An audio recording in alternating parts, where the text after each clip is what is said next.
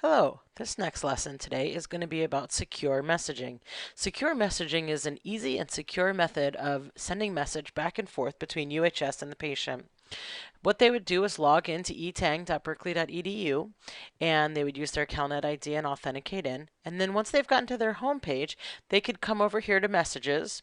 They would also be able to see right from their home page if they have any messages that haven't been read yet. And if they went here and clicked on Go to Messages, they would be able to see messages that are in their inbox that they need to read.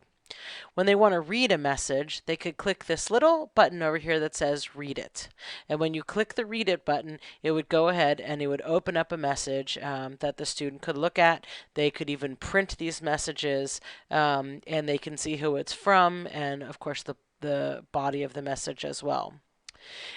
If a certain type of message is not available to respond to, notice there's no reply button down at the bottom. And we've set that up that way.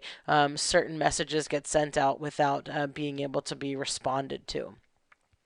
Other messages that patients could get would have a reply button, and they would be able to reply right back to the person that sent it to them. To initiate a message, they would be able to come over once here to messages, and they could click on New Message. From New Message, they have options of where they can start their message from.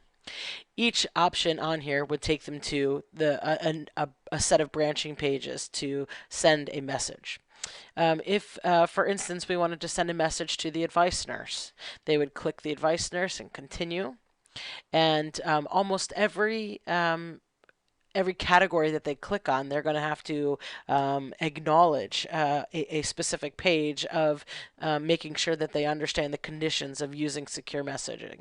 For instance, sending a message to the advice nurse, we have to let them know that, if they have an urgent condition, they can either visit our after hours resource website or they have to go to the emergency room or call 911.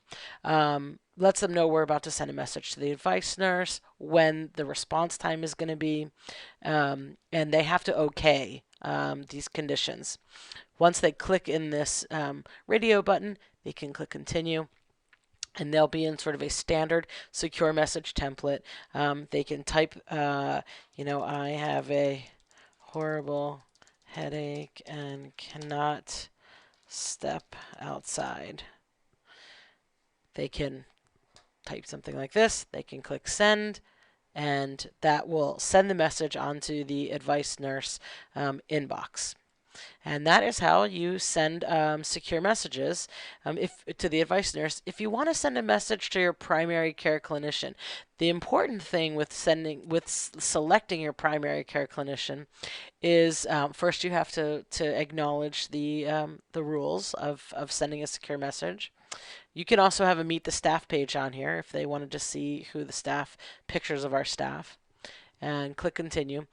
It is going to pick the recipient of the primary care physician that I have selected in my profile.